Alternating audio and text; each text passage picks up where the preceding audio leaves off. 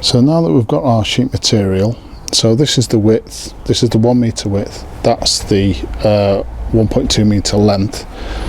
We need to take the width, measure where the center is, mark 2 or 3 lines, and then using a straight edge, we want to mark a line directly down the center of the board.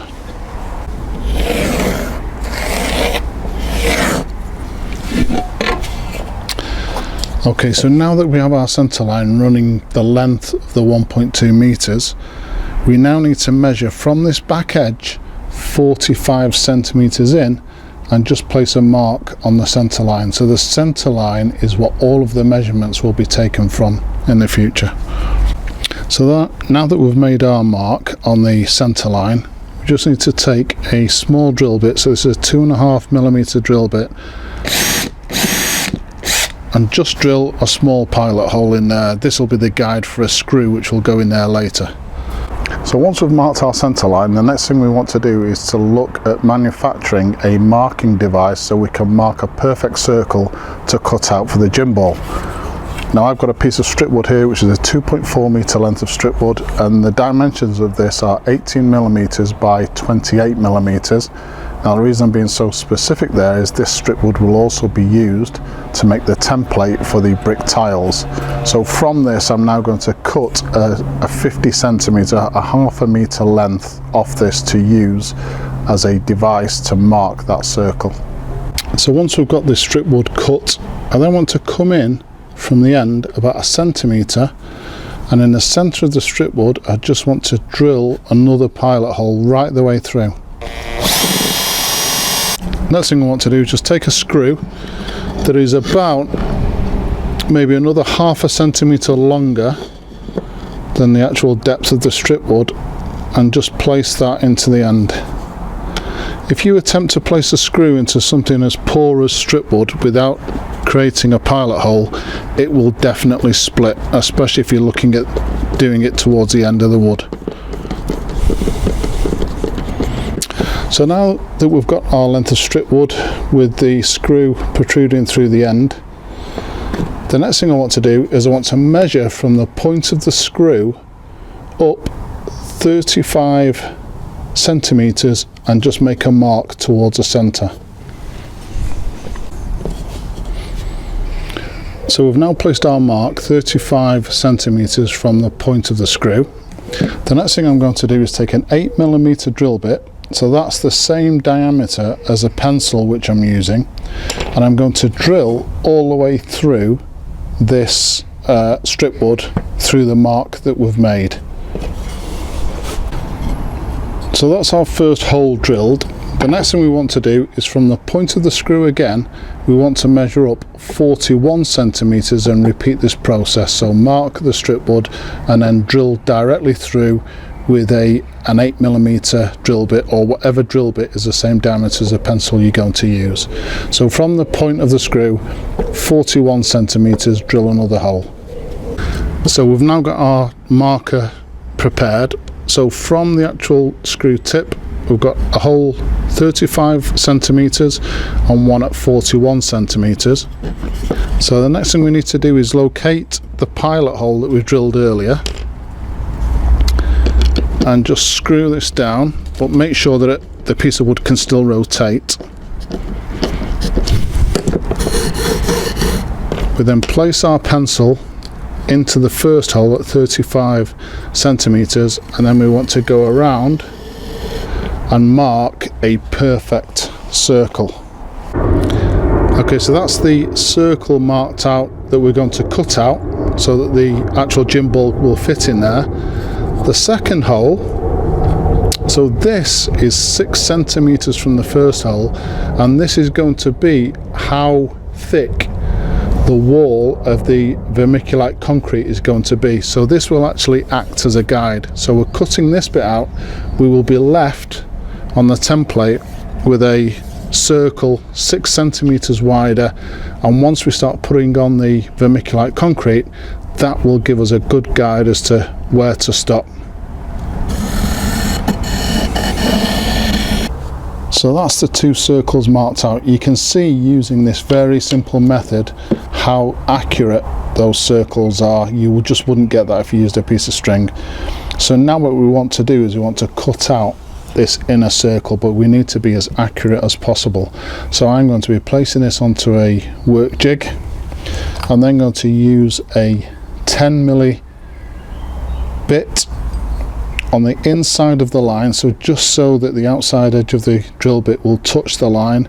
I'm going to drill through, and that's going to give me enough room to actually get the electric jigsaw blade into, and I'm just going to take my time as accurate as possible to go around, because as I said before, this is going to be used for the actual tunnel or the entrance to the pizza oven dome. So once we've cut the hole out for the actual gym ball, the next thing we need to do, especially if we're using these loft packs, is to actually strengthen the loft pack and give the platform a bit of rigidity. So I've found some old scraps of wood. Now that I know where the hole is, I'm able to place those on to give it some strength. And then the other thing we need to do, whether you're using pieces of wood like this or whether you're using bricks to block this up, the face of this actual board has to be off the floor by 33 centimeters or 13 inches if you're going to be using the extra large gym. So we have our center line here. What we need to do now is measure 16.5 centimeters. So 2 marks there on that side. Take our straight edge and then mark a line down. 16.5 centimeters on this side, and again with the straight edge, mark a line down. So that represents the inside edge of our wall of our of the entrance to the pizza oven. From the center line, again, we want to measure 22.5 centimeters either side. Again, put a mark and a line in, and 22.5 centimeters on this side, and put a line in, and that carries on the guide, the 6 centimeter guide, all the way around the structure where the vermiculite concrete will end at. So the next thing to do is to mark out the wood templates for the actual entrance or the tunnel to the pizza oven. Now we're going to use the waste piece of wood that came from cutting out for the gym ball. Now I've built the first pizza oven, so I've actually used that piece of wood. So what I've done here is I've taken some cardboard and I've made a template of the actual piece of wood that comes from there. So I just want to show you the marking out process that you guys will do in order to get the wooden forms for the actual entrance. So the first thing we do, on your piece of wood that came from the center, you'll still have that center line running down the center, and you'll also have that pilot hole, that drill hole that you made, that the pivot screw went in. So what we need to do is, at one end, we want to measure from the center line out 16.5 centimeters, and then mark a line that runs parallel with the center line.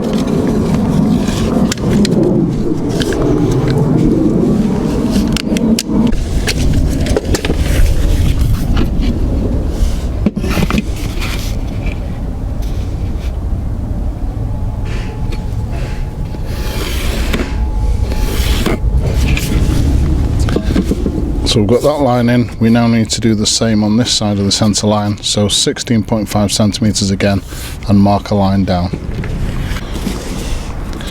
Right, so on your piece of wood now, you'll have these 2 lines in. The next thing we want to do is from where the line meets the edge of the circle, we want to measure down 16 centimeters and put a line in on either side. So now we've got our 2 marks in, 16 centimeters down from the edge. We just want to take a straight edge and just mark across. So now that you've marked out your piece of wood for the first wooden template, take a large drill bit and you want to drill in each corner just on the outside edge of these lines, so that you're able to go down with a jigsaw blade or with a pad saw and be able to turn and go across. You need as much of this wood as possible, so make sure that you keep these cuts accurate. So from your round piece of waste wood, you'll then have one of the wood templates. The next thing to do is to place that on top of the remainder of the wood that you've got, and just make sure you keep it as close as possible, because we need as much wood here as we can, because the third wooden template we're going to make is actually larger than the first two. So you place this on nice and accurate with the edge all the way around, and then just mark around the first one that you cut.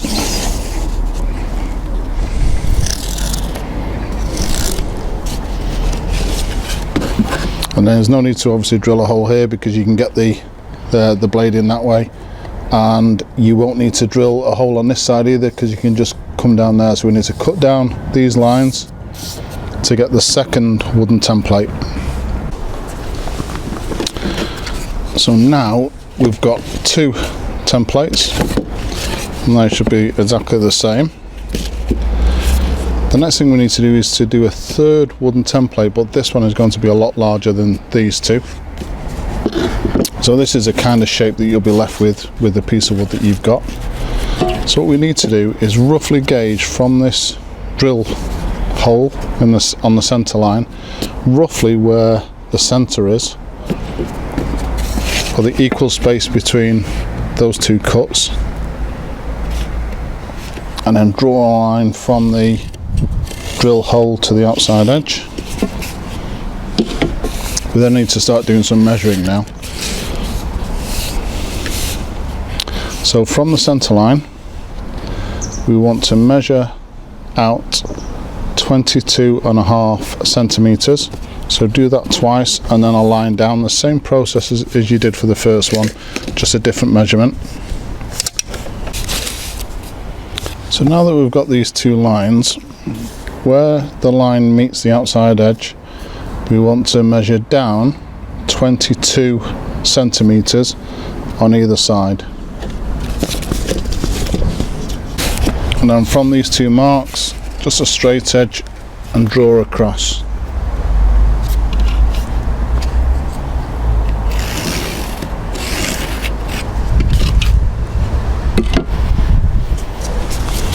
So the next thing we need to do now is just cut out as we've done previously with the other two, and then that's it. We don't need any more of this wood. So obviously I've been using that piece of cardboard just as an example, as a demonstration of how you actually cut out from the piece of wood that you've got left over from the center. So what you'll actually end up with is two of the wood templates which are the same size, and then a third one which is much bigger.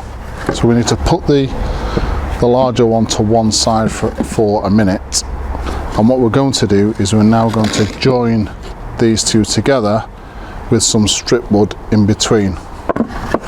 So what I've actually got is a 1.8 meter piece of cheap strip wood. I think this was less than £2. This again is the 18mm by 28mm diameter wood. However, it's not that crucial for this particular exercise, just as long as the wood is substantial enough that it will hold these two wooden plates in place rigidly. So what we need to do now is we need to cut 9 lengths of this 20 centimeters long. So we've got those. The next thing we need to do is take our two plates, the ones that are identical size, and I've used a 3mm drill bit to drill some pilot holes around the outside edge. So once we've screwed all the strip wood together, this is what we're going to end up with.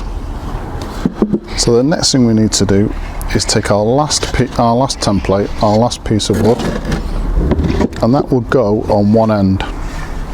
So what we need to do now is to measure in from the edge 6 centimeters either side to make sure this is nice and central. And then once we've done that, and we know that the actual entrance is central to this piece, we then need to just put a couple of screws in this side through and into this plate just to hold this in place. So that's the outer plate now screwed into place. So as far as the woodwork part of this form is concerned, that's it all done. The next thing we need to do is inflate the gym ball, and then we'll position this in place. So now we've got the gym ball in place, the next thing to do is we want to put our wooden form in place. So we just take it, and the two inner lines that we marked onto the platform earlier, we just want to make sure that this wooden form lines up with those, and it just touches the base of the actual gym ball. So once we're happy that that's all lined up and in place, the next thing we want to do is take a drill bit and just drill a pilot hole at 45 degrees, 2 of those, and then we're going to use some screws, some 2-inch screws, and we're just going to go in and actually just screw this whole form down to the actual platform itself, just to ensure that it doesn't move when we start to apply the vermiculite concrete. So what I've done basically is just joined some bits of card together and just kept snipping away with the scissors until we actually get that profile and we're happy with it. So as I said, now I can take that away and we can use that as the profile to cut out the chopping boards. So the next thing we need to do is actually attach this plastic chopping board profile to the wooden template for the entrance. So the next thing we need to do is the floor or the base for the pizza oven. So it's the same process as the first template. We've got a sheet of material here which is 1 meter across by 1.2 meters long. So exactly the same as we did for the first template for the pizza dome.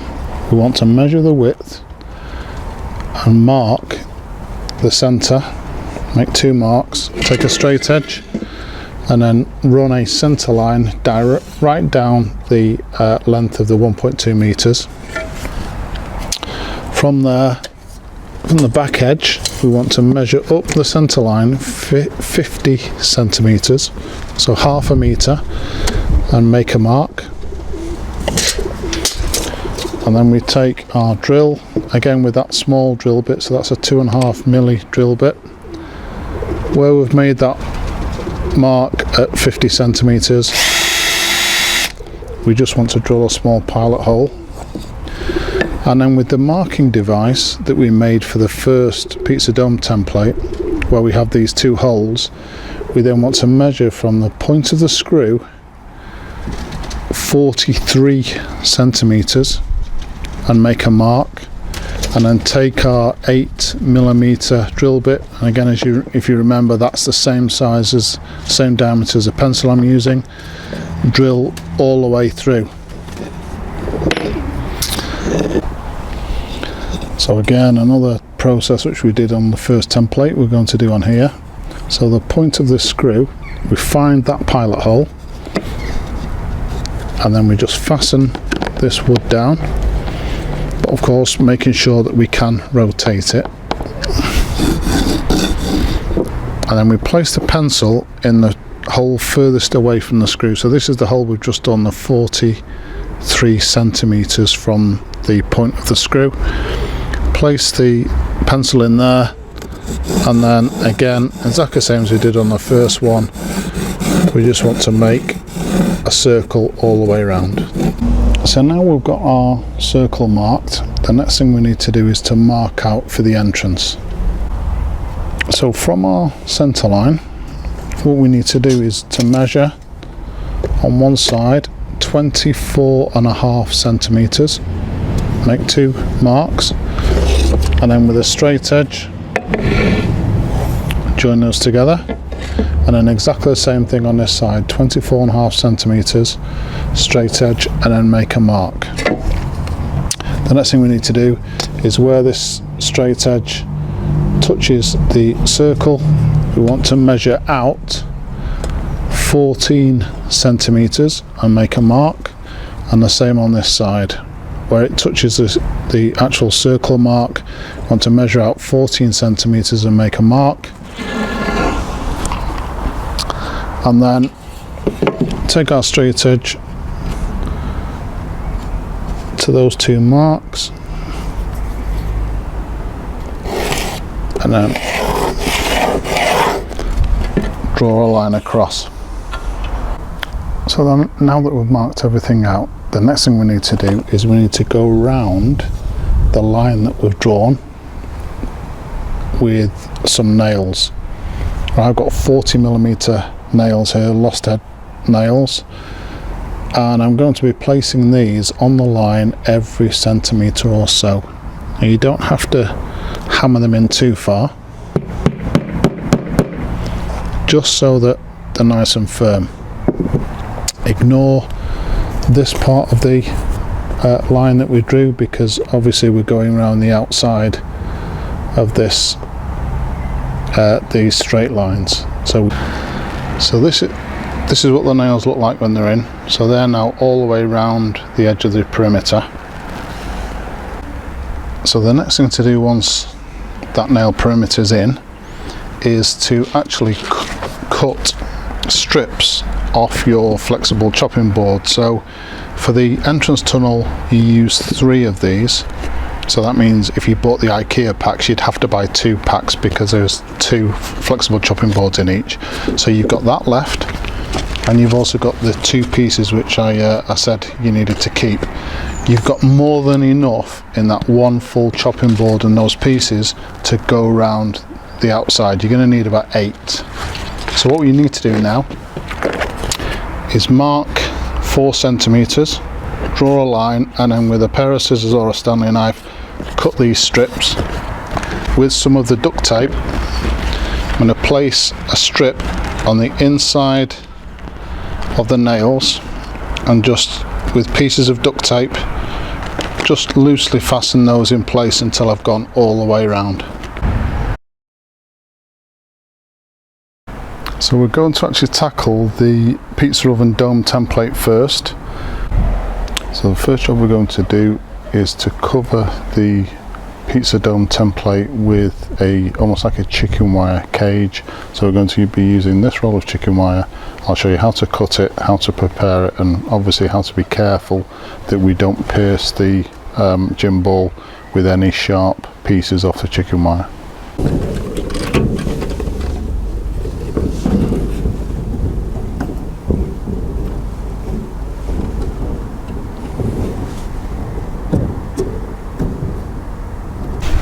So the next thing I've done is I'm using this 1 litre empty fruit juice carton in order to create the opening for the chimney, and that should be 10 centimetres from the face of this board. So 10 centimetres in, and obviously make sure I've also marked where the centre line is as well. Make sure it's centred. Is we need to cover the entire surface of this template with cling film or food wrap, and the reason for that is it's a very cheap way of creating a decent barrier between the vermiculite concrete and the actual template itself. So again, it assists us to demold the two once the vermiculite concrete is cured. Now, one of the problems with cling film is, as you well know, or with food wrap, is that it's quite difficult to handle because it creates a lot of static electricity. So the easiest way to actually apply it to this kind of structure is with a spray, a water spray. So there's just water in here, so we just spray and then start to apply the cling film. So the entire structure now is covered with the food wrap. The next thing to do, take a permanent marker and just highlight over the top of the food wrap this 6 centimetre line, this guide we're going to use while we're applying the vermiculite concrete itself. Once you've done that, the next thing to do is obviously to mix the vermiculite concrete. But what I want to do is just want to explain a little bit about the process or the application that I've come up with to apply the concrete to the actual structure. So what I found when I followed videos on the internet is a lot of people instructed you to take a handful of the concrete and then pat it onto the side, build up in almost like a 6 centimetre band all the way around, leave that to go off a little bit, and then do the same process again but higher, what I found, and I think it's what they found as well, is that as you pat the concrete onto the gym ball flexes, and as it flexes it creates vibration, and that actually pushes or allows the vermiculite concrete to slide down. So what you end up with is a structure where the vermiculite concrete is a lot thicker at the bottom than it is at the top. But obviously with all the heat inside the pizza oven dome being at the top, that's where it's most vulnerable, and I think that's one of the issues why people find that these structures crack. The other thing is, if we allow the vermiculite concrete to go off or to start to cure in bands, you will potentially create fracture lines, and again that's another potential for it to crack. So to get away from this vibration, this bouncing of the ball, I did a lot of experiments and found that something like a Tyrolean gun actually flicking the vermiculite concrete onto the structure worked perfectly, because it gave an even spread and it didn't have the vibration which then caused the vermiculite concrete to actually slide down. So that's why I'm using this particular method. So to mix the vermiculite concrete, I'm taking this small bucket, the one that we're using to actually mix the coloured concrete for the brick tiles. It just makes it more manageable for me. A builder's bucket, so the actual ratios are 5 vermiculite concrete to 2 cement, and then roughly about 2 parts water as well. But again, what we need to do is we need to make the vermiculite concrete slightly wetter than normal, because then we get a more even spread when we're going through the Tyrolean gun. But it's roughly about 5 vermiculite concrete, 2 cement, 2 water, roughly. So I'll start to do that and I'll show you how I apply it to the actual structure itself. Okay, so that's it all mixed in now. It's actually taken 2.5 parts water in order to get the right consistency. So anywhere between 2.5 parts of water to get the right consistency. Next thing we need to do is to just load up our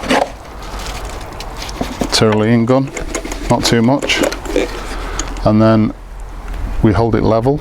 So don't hold it like that, hold it level, just turn the wheel and just flick the vermiculite concrete onto the structure.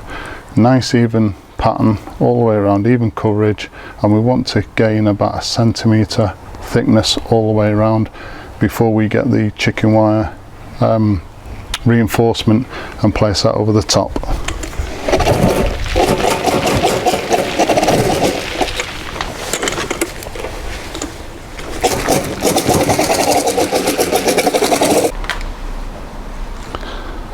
So now that we've got roughly 1 centimetre spread all the way around, nice and even, the next thing to do is we're going to place that chicken wire structure, that cage that we made earlier, over the top. Just be very careful obviously that we don't disturb any of this vermiculite concrete. So what I do is just flex the cage out as I put it over the top. It's also the reason why we haven't put the 1 litre fruit juice carton for where the chimney is going to go yet, because we'll only disturb it as we're putting the chicken wire structure over the top. So what we'll do is we'll put the chicken wire structure over the top, we'll clean a space out for where the fruit juice carton goes, and then we'll put that in place.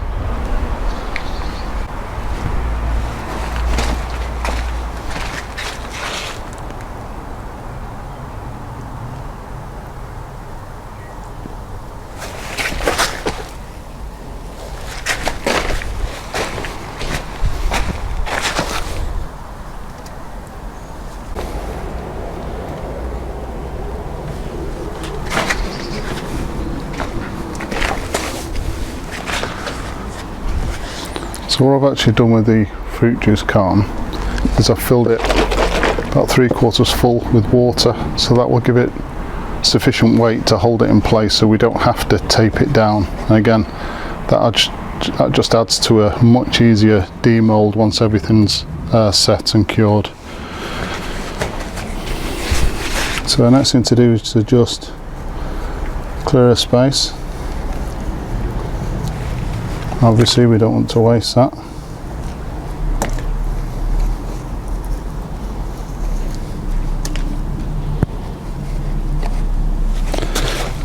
centre up the fruit juice carton. And now what we're going to do is we're going to continue applying the vermiculite concrete until we come up to the top of this form, and then the line that we've highlighted around the edge until we come to there. And obviously we're just going to assess and guess the thickness all the way around. I did think of using a pencil, put a piece of tape 6 centimeters in and keep prodding to make sure that I've got the depth, but the worry I've got there is it will leave cavities in the actual vermiculite concrete, so I'm not going to do that. Just going to play it, obviously look at it by eye and assess it that way. So once I've got the vast majority of the vermiculite on using the Tyrolean gun, so that almost all of the chicken wire has now been covered, the last bit, and it's quite safe to do this once the vermiculite has adhered to the actual dome structure and you've got your chicken wire structure on over the top, is the last centimetre or so I'm just putting on by hand, just being really gentle, just flattening that in.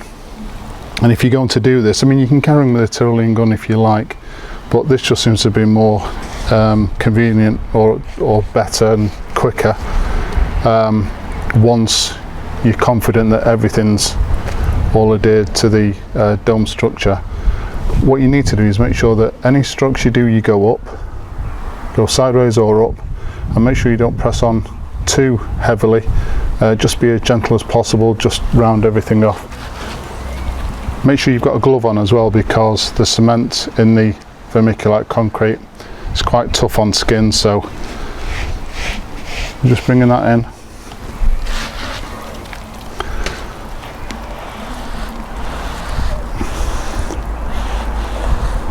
And just go around, smooth that all over. So that's this part done. It's taken about 2 hours from start to finish, and that includes some time for filming as well, repositioning for shots, that type of thing. Some of the things when you finish that you need to have a look for: make sure that there are no gaps as you go around. All of the structures covered nice and evenly. There's no lumps, so even any lumps out, any shallow bits, fill those in. Make sure that the tunnel is parallel to this edge as we measured right at the start, just so that you're not doing this, you're not going out, because we are going to be setting the block paving bricks in, and it just becomes more difficult if this is actually not straight or square. The other thing is just put a small level just gently on the top, just to make sure that you're not going down with the tunnel that way. So the next thing we're going to do is to concrete the actual base. So the next thing to do is the pizza oven base. I've prepared it the same way as I did with the pizza oven dome. So we've covered this in cling film or food wrap to make sure that it's an easy release once it's cured. Made sure that the base is perfectly level. It has to be, otherwise your pizza oven base won't be level. And the other thing is, make sure that you place it into a position where it's not going to be moved. Don't vibrate this at all either. You know, you see people casting concrete, they vibrate it to get a nice finish on the outside. If you do that, this will be ruined, because the cement is 20-30 times heavier than the vermiculite, and if you start to vibrate or move it at all before it's cured, what will happen is all of the cement will fall to the bottom, leaving just the vermiculite, which is a very weak structure. The other thing I've done is I've measured and folded a piece of chicken wire, so that acts as some reinforcement. So we placed 2 centimeters of vermiculite concrete in the base.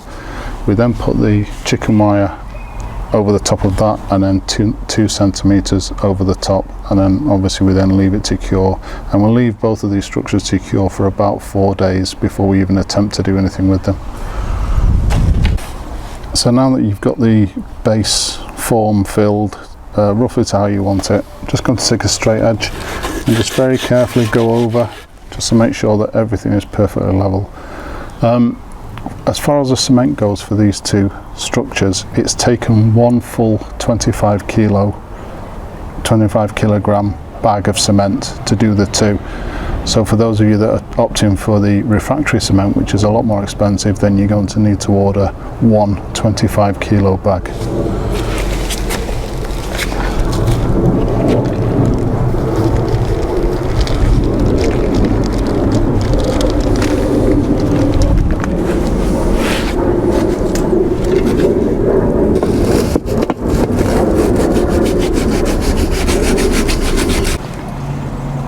So that's these two structures done. The next thing I want to do is I want to cover these with an old tarpaulin, making sure the tarpaulin doesn't actually touch this structure, because I want the finish on the floor to be as smooth as possible. So I'm going to cover them, protect them from both the rain and the sun. With regard to the sun, we don't want them to dry out too quickly. As with any concrete structure, it will crack. In 4 days time, the pizza oven dome, the ball and the entrance tunnel structure is going to be collapsed and taken out, so that the actual the concrete dome will actually dry out inside as well. With regard to the floor, we're going to leave this for 7 days before we even attempt to demold it.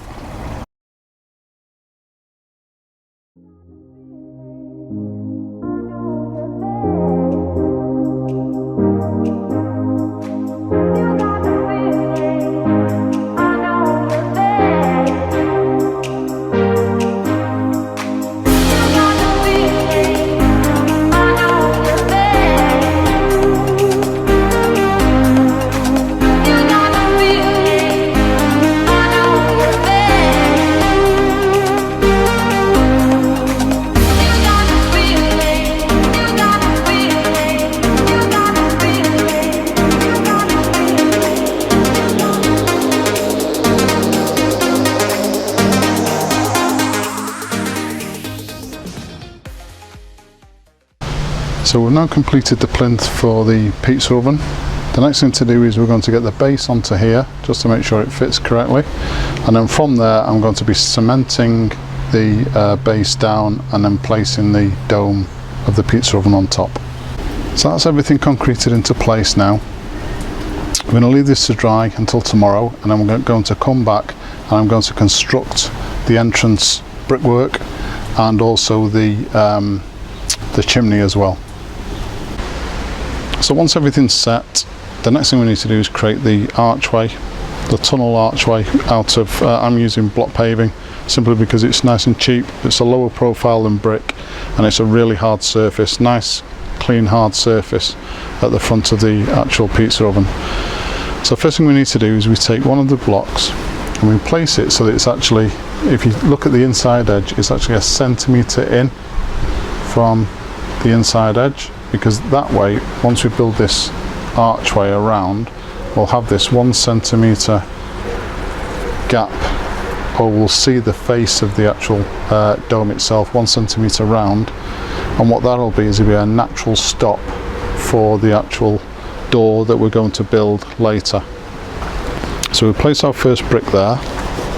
On this side we do exactly the same thing again. So we place the block paving piece there, 1 centimetre in,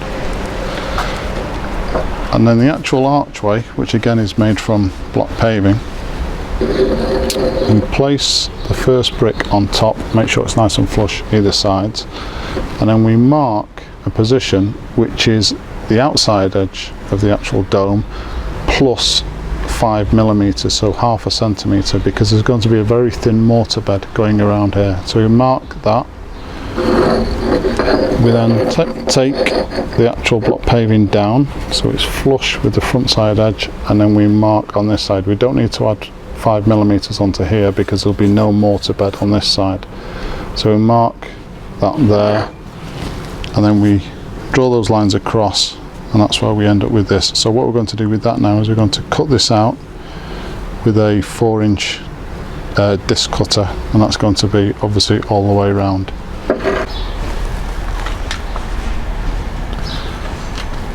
Right, so I've cut all of the block paving now. This cutout, I've done 16 of these, 14 will be used for the actual archway, and then 2 will be used to sit at the back of the archway to create a level platform in order to build the chimney. this is the one block paving that I've, as I said, cut at a 45-degree angle and then stepped out, and this will create the angle in order to do the archway itself. The other cutouts I've done, so I've done 6 of these, just a U-shaped cutout, and they will be the chimney, form the chimney, 6 of those. In order to hold the block paving in place when we're doing the actual top of the arch, what I'm going to do is I'm going to use the largest of the 3 plates that we used to create the entrance tunnel when we actually made the dome.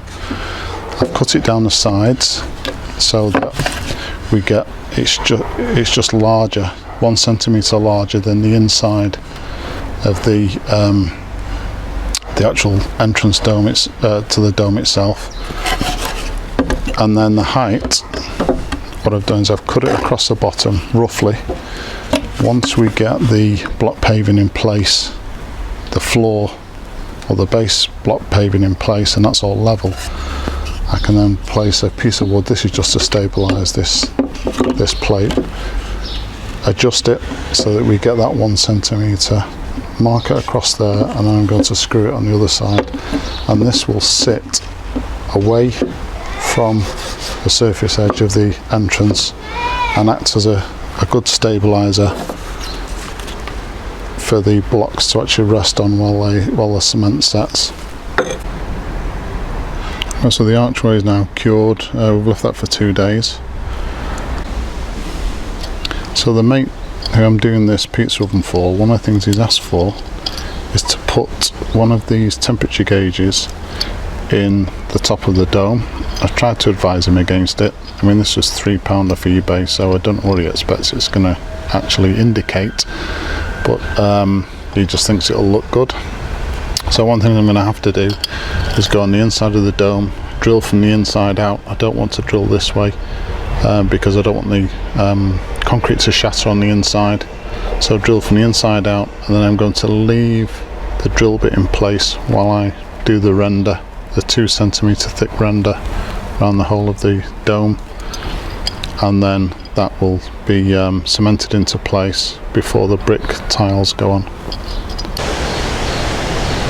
So that's a 2 centimetre render applied. So the next thing to do is I'm going to leave this to set for a day, and then tomorrow we're going to apply the brick tiles and the grout. If you're not applying the brick tiles and grout, then the only thing to do really after this is to let it dry, let the dome dry, and then paint the dome with a good quality masonry paint.